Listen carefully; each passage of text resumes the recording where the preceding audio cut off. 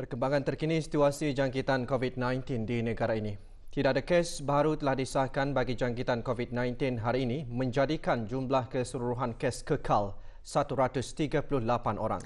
Perkara tersebut antara yang dikongsikan oleh Yang Berhormat Datuk Seri Setia Dr. Awang Haji Muhammad Isham bin Haji Jaafar, Menteri Kesihatan bersama Yang Berhormat Pihin Udana Khatib Datuk Paduka Seri Setia Ustaz Haji Awang Badaruddin bin Pengarah Datuk Paduka Haji Awang Osman, Menteri Hal Ehwal Agama semasa sidang media situasi terkini jangkitan COVID-19 petang tadi. Kementerian Kesihatan ingin memaklumkan kepada orang ramai bahawa pada hari ini Isnin 3 Ramadan 1441 Hijrah bersamaan dengan 27 April 2020 Masihi. Alhamdulillah, dengan izin Allah Subhanahu Wa Taala juga tidak ada kes baru jangkitan COVID telah disahkan di negara ini. Ini bermakna jumlah keseluruhan kes COVID-19 di negara ini kekal seramai 138 orang. Sementara itu, satu kes telah disahkan sembuh dari COVID-19 menjadikan jumlah keseluruhan yang telah sembuh kepada 124 orang. Ini membawa jumlah kes aktif yang masih dirawat di Pusat Pengasingan Kebangsaan pada ketika ini kepada 13 orang. Daripada jumlah tersebut, 2 daripadanya masih dalam keadaan kritikal dan memerlukan bantuan heart-lung machine ataupun ECMO di samping bantuan mesin pernafasan. Selebihnya adalah dalam keadaan yang baik. Pada hari ini juga, seramai 114 orang sedang menjalani kuarantin menurut Akta Penyakit Berjangkit Penggal 204, manakala jumlah keseluruhan mereka yang telah menamatkan tempoh kuarantin ialah seramai 2,452 orang. Dalam tempoh 24 jam yang lalu, sebanyak 168 sampel telah diuji bagi virus SARS-CoV-2 yang membawa jumlah keseluruhan ujian makmal dijalankan sejak Januari 2020 kepada 13,149 ujian. Mengenai dengan kes yang telah sembuh tetapi didapati positif semasa pemeriksaan susulan, Kementerian Kesihatan ingin memaklumkan bahawa tidak ada kes telah disahkan positif semula pada hari ini. Ini membawa jumlah keseluruhan kes yang sedemikian pada masa ini kekal seramai 21 orang, di mana 8 orang masih menjalani pemeriksaan dan ujian lanjut. Di kesempatan ini, sempena Minggu Imunisasi Sedunia 2020, pada 24 hingga 30 April ini, Kementerian Kesihatan ingin menekankan mengenai kepentingan imunisasi dalam melindungi masyarakat daripada penyakit-penyakit yang dapat dicegah dengan menggunakan vaksin. Dengan tema vaksin berkesan, hashtag untuk semua ataupun hashtag Vaccines for All pada tahun ini, sambutan Minggu Imunisasi Sedunia bertujuan untuk meningkatkan kesedaran mengenai peranan imunisasi sebagai salah satu langkah bagi melindungi orang ramai di semua peringkat umur yang merangkumi kanak-kanak, remaja, orang dewasa dan warga emas terhadap penyakit-penyakit yang dapat dicegah oleh vaksin seperti influenza, measles, mumps, rubella dan sebagainya. Sehubungan dengan ini, meskipun negara kita Darussalam dilanda wabak COVID-19, Kementerian Kesihatan terus menyediakan perkhidmatan imunisasi di pusat-pusat kesihatan di seluruh negara dan menjalankan vaksinasi khususnya kepada anak-anak damit dan golongan warga emas. Para ibu bapa dan penjaga adalah disarankan untuk memastikan anak damit mereka mendapat vaksinasi terkini seperti yang dijadualkan. Dengan kerjasama semua pihak, insya-Allah negara Brunei Darussalam akan dapat mengekalkan kadar liputan imunisasi yang tinggi, itu melebihi 95%, yang mana akan mendorong kepada pencapaian wawasan negara Brunei Darussalam 2035 ke arah kualiti kehidupan yang tinggi. Majlis Ugama Islam Brunei telah mengeluarkan tata cara pembayaran zakat fitrah dan harta sepanjang bulan Ramadan bagi tahun ini melalui e-poster. Bahan mengenainya antara yang disentuh dalam sidang media petang tadi. Bahan berita menyusul selepas ini.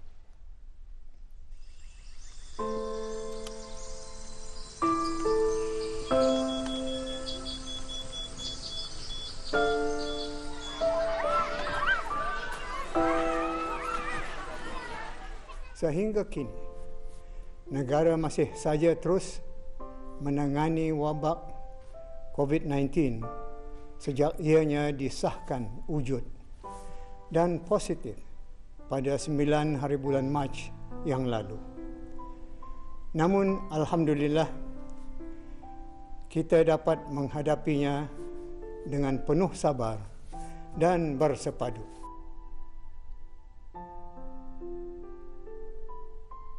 Sebagai sebuah komuniti, orang-orang Brunei telah menunjukkan sikap pemedulian yang terpuji. Beta turut memahami betapa beratnya bebanan para petugas barisan hadapan.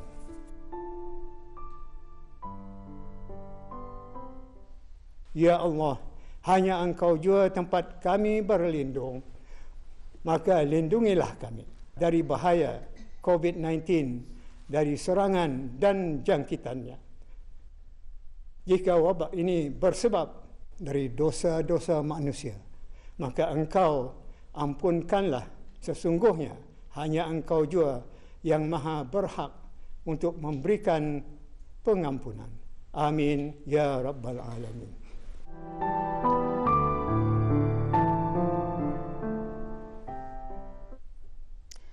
Pada menjunjung titah perkenan ke bawah Duli Yang Maha Mulia Paduka Seri Baginda Sultan Haji Hassan Al-Bolkiah Muizzaddin Wad Daulah, Ibni Almarhum Sultan Haji Omar Ali Saifuddin Saadul Khairi Waddin, Sultan dan Yang di-Pertuan Negara Brunei Darussalam, Kementerian Hal Ehwal Ugama mengumumkan penutupan sementara masjid, surau dan balai ibadah seluruh negara dilanjutkan lagi selama seminggu bermula esok.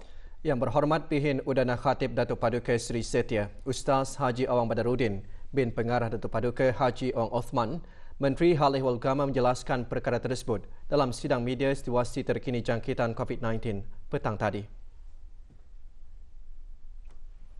Pada menjunjung titah perkenan ke bawah Duli Yang Maha Mulia Paduka Seri Baginda Sultan Haji Hassan Al-Bolkiah Muizzaddin Wad Daulah, Ibnu Almarhum Sultan Haji Omar Ali Saifuddin Saadul Khairi Waddin, Sultan dan Yang di-Pertuan Negara Brunei Darussalam, Kementerian Hal Agama ingin mengumumkan bahawa oleh kerana masih ada kekhawatiran mengenai bahaya jangkitan COVID-19 di negara kita ini, maka penutupan sementara masjid, surau dan balai-balai ibadat seluruh negara yang akan berakhir pada waktu Isya malam ini, 4 Ramadan, bersamaan dengan 27 hari bulan April, adalah dilanjutkan lagi selama 1 minggu mulai hari Selasa esok, iaitu bersamaan pada 4 hari bulan Ramadan juga bersamaan dengan 28 April hingga hari Isnin 11 Ramadan.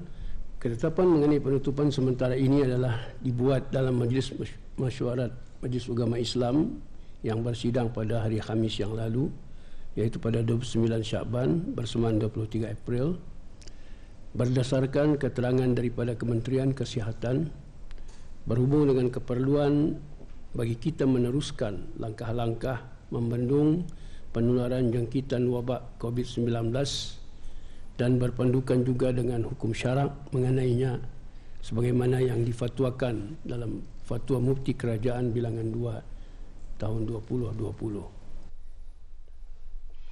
Dalam kenyataan media yang sama, Menteri Hal Ehwal Ugama menasihatkan orang ramai agar melaksanakan tanggungjawab pembayaran zakat lebih awal bagi mengelak kesesakan atau terpaksa beratur panjang pada saat-saat akhir. Menurut Menteri Hal Ehwal Ugama, untuk kemudahan orang ramai, Majlis Ugama Islam Brunei telah mengeluarkan tata cara pembayaran zakat fitrah dan harta sepanjang bulan Ramadan tahun 1441 Hijrah 2020 Masihi melalui e-posta. Dalam hal ini, masjid, surau dan balai-balai ibadat adalah digunakan untuk pembayaran zakat fitrah dan harta mulai jam 8.30 pagi hingga 11 pagi dan pukul 1 hingga 3 petang setiap hari dengan mematuhi garis panduan Kementerian Kesihatan, terutama penjarakan fizikal dan sosial di kawasan legar atau beranda masjid sahaja, yakni tidak menggunakan dewan besar ataupun ruangan bersembahyang di dalam masjid. Jika sekiranya terdapat masjid-masjid yang tidak mempunyai ruang legar yang sedemikian itu, maka akan diusahakan di kawasannya akan digunakan ataupun di kawasan lain yang berdekatan dengan masjid. Bagi langkah-langkah lain untuk memudahkan pengutipan ini berjalan dengan lancar juga, Kementerian Haliwal Agama dan khususnya Majlis Ugama Islam juga sedang berunding dengan pihak-pihak berkenaan kementerian untuk mengadakan kutipan di bangunan-bangunan utama kementerian-kementerian, yang mana dalam hal ini amil-amil Majlis Ugama Islam akan bertugas mengutip pada hari-hari tertentu secara berjadual, dan perkara ini akan diketahui lebih lanjut dalam sedikit masa lagi nanti. Kementerian Agama ingin mengambil kesempatanlah mengenai kutipan zakat ini, terutama zakat fitrah. Kebiasaan-kebiasaan yang lama orang-orang Ketani akan berduyun-duyun datang membayar zakat pada sebelah malam, iaitu malam menjelang Aidilfitri esoknya, malam itu pada malam pukul namanya dalam istilah orang Brunei. Jadi hal sebegian itu patutnya tidak lagi berlaku pada masa ini dalam keadaan Ketani sekarang. Mengenai sembahyang sunat tarawih, Menteri Hal Ehwal Agama mengambil maklum sebilangan keluarga di negara ini menggunakan khidmat imam bagi sembahyang sunat tarawih di rumah-rumah yang terdiri daripada guru-guru agama dan guru Al-Quran yang bertauliah. Dalam perhubungan ini, Menteri Hal Ehwal Agama menjelaskan penggunaan khidmat imam dari luar itu adalah dibenarkan. Berhubung dengan tarawih, perkara ini juga telah ditimbulkan, dan kementerian di sini saya sukacita ingin menyatakan penghargaan kepada orang ramai atas sambutan mereka melaksanakan atau menunaikan tarawih di kalangan keluarga mereka di rumah masing-masing dengan berimam kepada salah seorang daripada mereka. Dan nampaknya hal ini sangat menggembirakan. Dalam pada itu kementerian juga adalah mengambil maklum bahawa ada setengah-setengah daripada orang ramai memerlukan imam-imam di luar daripada kalangan keluarga mereka. Imam-imam itu jika ia terdiri daripada guru-guru agama atau guru-guru Quran yang bertauliah, yang sudah biasa menjadi guru kepada keluarga tersebut, maka yang sedemikian itu adalah dibenarkan.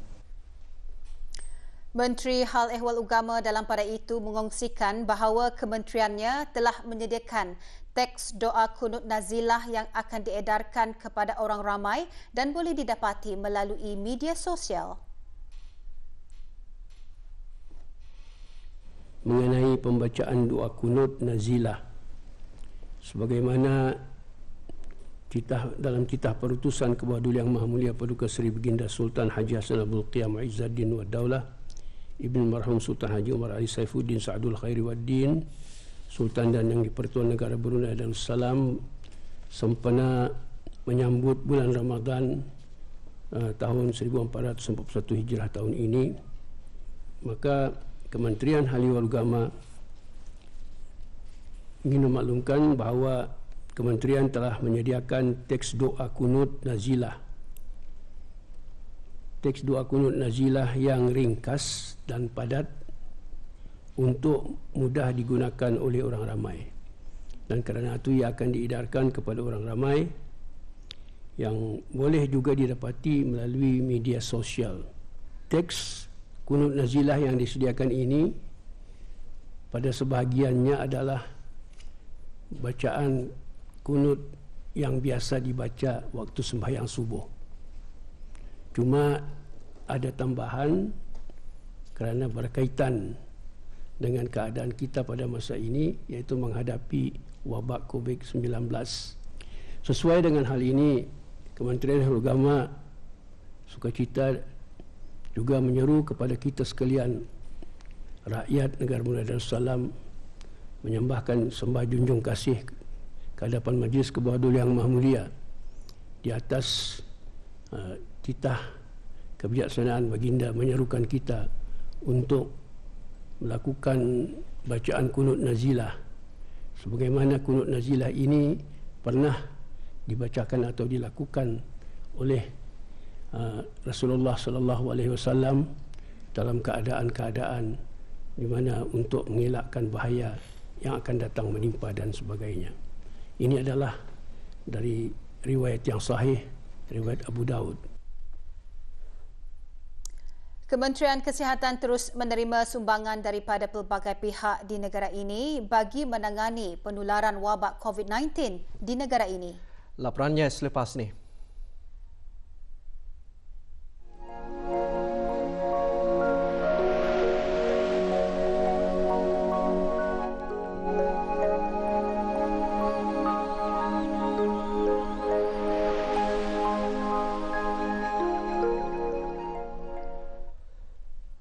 Kementerian Kesihatan terus menerima sumbangan sebagai tanggungjawab sosial korporat dan sumbangan ikhlas daripada pihak-pihak penderma dalam membantu pihak kerajaan ke bawah Duli Yang Maha Mulia, khususnya Kementerian Kesihatan dalam sama-sama menangani dan membendung penularan wabak COVID-19 di negara ini.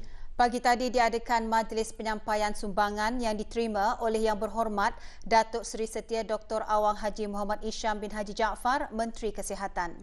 DST menyerahkan SMS Donation Collection for COVID-19 Fund berjumlah RM187,707 dan DST Contribution berjumlah RM150,000. Sumbangan diserahkan oleh Radin Sufri Radin Baisuni, Ketua Pegawai Eksekutif Syarikat berkenaan.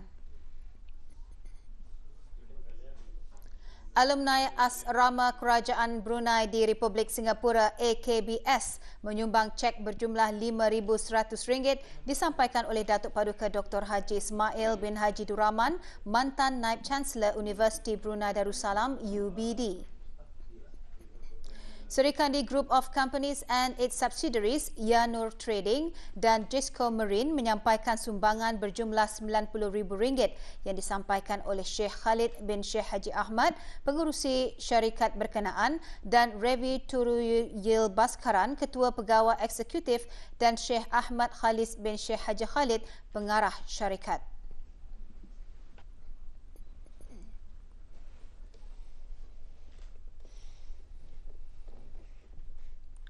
Sementara itu, Kementerian Kesihatan juga menerima sumbangan daripada beberapa pihak lain bagi sama-sama menangani dan membendung penularan wabak COVID-19 di negara ini.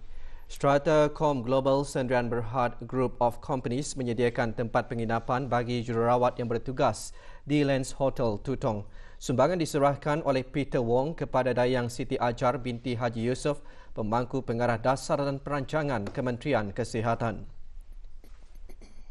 Sementara itu, 16,000 keping sungkup muka disumbangkan oleh Brupei Sdn Bhd disampaikan oleh Awang Haji Sopian bin Datuk Seri Setia Dr. Haji Matsuni, Ketua Pegawai Eksekutifnya. Alumni IKK, Guild of Graduates Universiti Brunei Darussalam UBD, Kumpulan Keusahawanan Durrani Events Naga Witra Works Winback.com.bn menyumbangkan pelindung muka. Singgap Enterprise Sdn Bhd pula menyumbangkan 12,000 unit pelindung muka yang disampaikan oleh Dayang Siti Nuraini binti Haji Jabidin, penyelia syarikat tersebut. Kesemua sumbangan diterima oleh Awang Muhammad Syahrin bin Haji Sarbini, pemangku penolong pengarah bahagian kemajuan projek Kementerian Kesihatan. Kementerian Kesihatan melalui Pusat Pendermaan Darah Jabatan Perkhidmatan Makmal akan mengadakan kempen derma darah pada waktu malam pada tarikh, jam dan tempat yang dijadualkan berikut. Kempen seumpamanya adalah dibukakan kepada penderma-penderma yang beragama Islam. Sementara itu, penderma yang bukan beragama Islam digalakkan untuk menderma pada waktu siang. Walau bagaimanapun, jika tidak berkesempatan, mereka juga dialu-alukan untuk menderma pada waktu malam. Kempen derma darah pada waktu malam ini juga memerlukan untuk membuat perjanjian terlebih dahulu melalui laman sesawang yang tertera.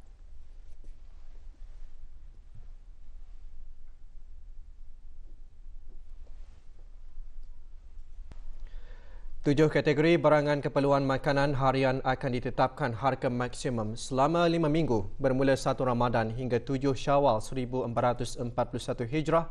Perkara tersebut dinyatakan oleh Jabatan Perancangan Ekonomi dan Statistik JPE, Kementerian Kewangan dan Ekonomi dalam kenyataan medianya hari ini. Arahan penetapan harga barangan tersebut bertujuan bagi mengekalkan harga yang berpatutan terhadap barangan makanan terpilih yang sering digunakan dalam penyediaan makanan di bulan Ramadan dan menjelang Syawal. Barangan tersebut termasuk ayam bulat, telur ayam, mentega, margarin, minyak sapi, susu pekat, cair dan krim dan tepung. Harga maksimum bagi ayam bulat dan telur ayam adalah ditetapkan oleh Kementerian Sumber-Sumber Utama dan Pelancongan. Barangan tersebut adalah sebagai tambahan kepada minyak masak dan susu tepung anak damit yang ditetapkan harga maksimum sepanjang tahun. Senarai harga maksimum barangan tersebut boleh didapati aplikasi mudah alih pengguna bijak dan di laman sesawang JPES.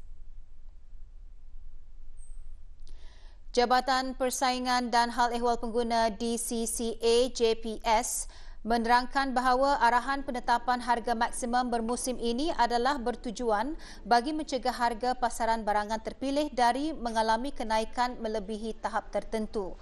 Walau bagaimanapun, arahan tersebut tidak menghalang para peniaga untuk menawarkan harga yang kompetitif bagi menarik pelanggan. Manakala para pengguna pula digalakkan untuk menggunakan hak mereka dengan membandingkan harga di kedai-kedai serta mengetahui pilihan dan jenama sebanding yang ada bagi mendapatkan nilai terbaik dalam membuat pembelian.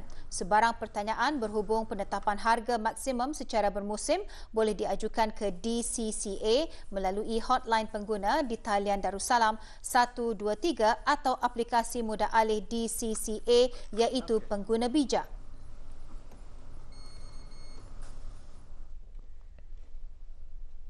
Ramai disaran untuk lebih peka dalam mengetahui aspek keselamatan kebakaran bagi menghindarkan kejadian kebakaran atau kemalangan kereta dari berlaku. Berita mengenainya menyusul selepas ini.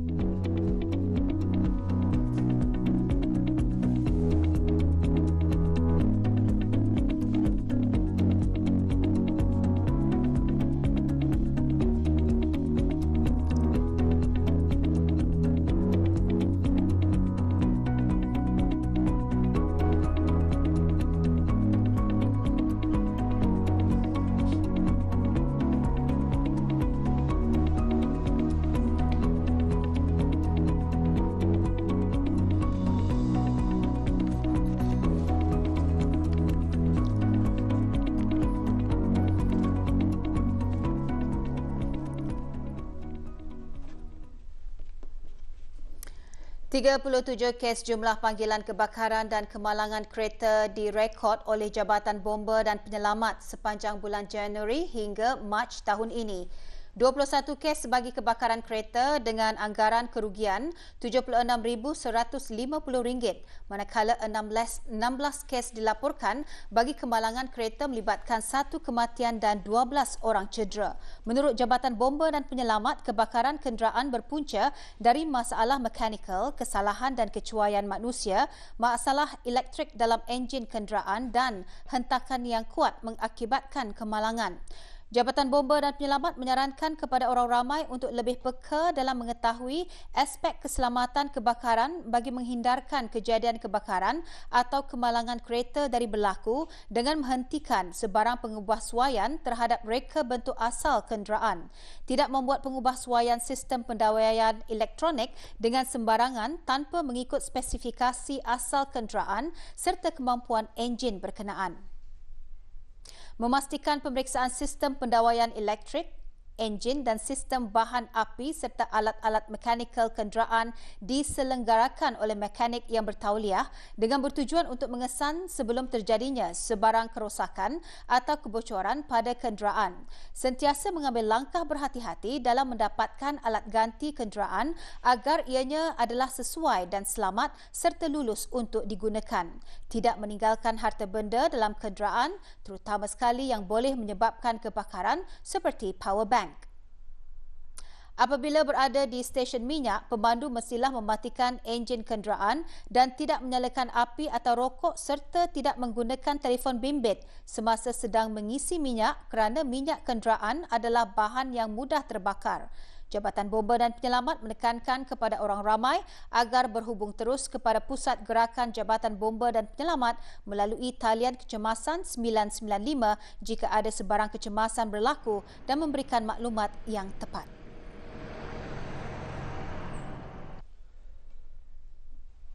Mengenai status perkembangan pengambilan paket-paket kecil dan bungkusan yang terdapat di pos laju Limbang dan juga di pos laju Miri, Jabatan Perkhidmatan Pos JPP Kementerian Pengangkutan dan Info Komunikasi telah menerima lebih 1,050 respon borang deklarasi pengambilan paket-paket kecil dan bungkusan melalui email sejak 20 April lalu. Borang-borang tersebut telah mula diproses bagi pengumpulan data-data untuk diserahkan ke pihak Syarikat Pos Malaysia bagi proses selanjutnya. Di samping itu, pihak JPP ingin mengingatkan orang ramai yang belum mengisi borang deklarasi pengambilan paket-paket kecil dan bungkusan melalui Jabatan Perkhidmatan Pos supaya akan dapat melakukannya dengan segeranya menerusi laman sesawang www.pos.gov.bn/parcel tidak lewat 29 April 2020 pukul 12.30 hari. JPP juga ingin mengingatkan orang ramai bahawa pihak JPP hanya akan mengambil paket-paket kecil dan bungkusan yang telah dialamatkan ke pos laju Limbang dan pos laju Miri sahaja dan ianya tertakluk kepada ketetapan data-data yang diberikan oleh orang ramai. Untuk sebarang pertanyaan, sila hubungi Pusat Perkhidmatan Pelanggan CSC di talian 2380481 atau WhatsApp 87110002 atau email cscpos@pos.gov.bn. Bagi meringankan beban dan membantu orang ramai memerlukan, ketika negara berhadapan dengan wabak COVID-19, sukarelawan Belia Brunei dengan sokongan Kementerian Kebudayaan, Belia dan Sukan telah mengkayahkan sumbangan pandu lalu atau donation drive. Inisiatif tersebut bermula 16 April lalu di Stadium Tertutup Kompleks Sukan Negara Hassanal Bolkiah, Berakas. Dayang Hajah Nur Mona Saliana alias Suzi binti Haji Muhammad Saleh, Ketua Pusat Operasi Pusat Sukarelawan Belia berkata, sumbangan pandu lalu ataupun donation drive bertujuan untuk membantu mereka yang turut terkesan dengan penularan wabak COVID-19 di negara ini, terutama golongan warga emas, ibu tunggal dan keluarga-keluarga yang kurang kemampuan.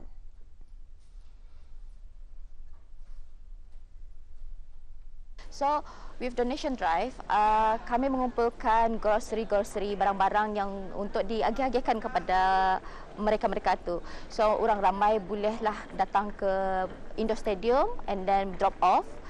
We will have our volunteers untuk pick up daripada kereta and then meregister whatever items yang ada akan didonate dan didonatkan untuk kepada siapa sekiranya tak ada niat khas untuk kepada orang-orang tertentu. Di sini we do actually distribute the donation drive item satu setiap hari di kampung 4 daerah.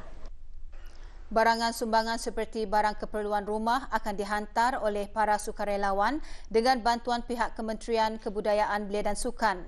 Golongan-golongan yang menerima bantuan ini dikenal pasti melalui senarai nama daripada Jabatan Pembangunan Masyarakat JAPEM, WeCare dan beberapa buah agensi lainnya.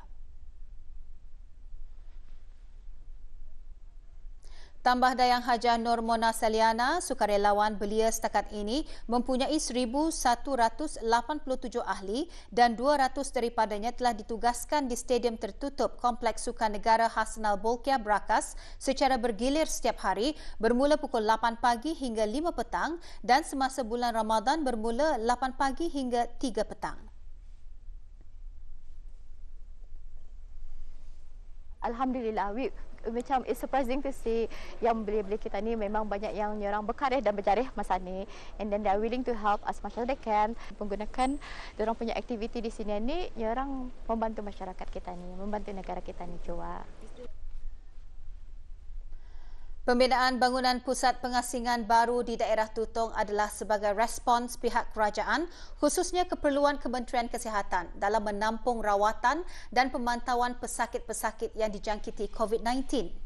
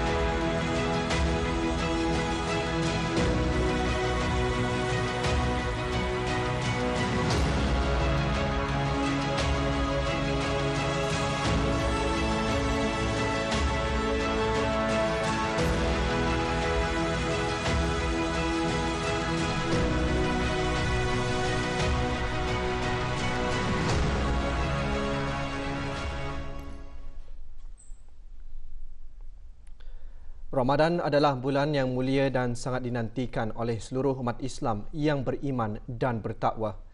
Pada bulan ini, Allah Subhanahu Wa Taala mewajibkan umat Islam berpuasa pada siang hari dan menunaikan amalan sunat iaitu sembahyang tarawih pada waktu malam. Memandangkan masjid-masjid, surau-surau dan balai-balai ibadah ditutup sementara sebagai langkah pencegahan penyebaran COVID-19, umat Islam di negara ini mengambil kesempatan untuk menunaikan sembahyang tarawih bersama keluarga di rumah. Di daerah Temburong, umat Islam menyambut kedatangan Ramadan dengan penuh rasa kesyukuran. Berikutan penularan COVID-19, sembahyang sunat tarawih dilakukan di rumah sama ada secara sendirian dan berjemaah bersama ahli keluarga. Di samping itu, selain amalan sembahyang tarawih, kebiasaannya pelbagai pihak turut mengambil kesempatan untuk mengadakan majlis tadarus Al-Quran di rumah-rumah bagi menghidupkan amalan membaca Al-Quran.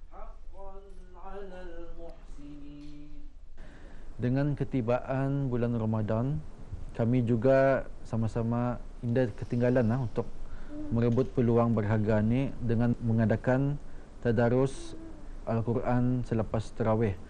Amalan bertadarus ini bukan saja meningkatkan usaha kita ni dalam mendekatkan diri kepada Allah Subhanahu Wa Taala, malahan amalan bertadarus ini secara berkumpulan dapat mengeratkan silaturahim dan juga mengukuhkan ukhuwah dalam keluarga kita ni serta memberikan motivasi kepada mereka untuk sentiasa meningkatkan tahap bacaan Al-Quran masing-masing ke tahap yang lebih baik.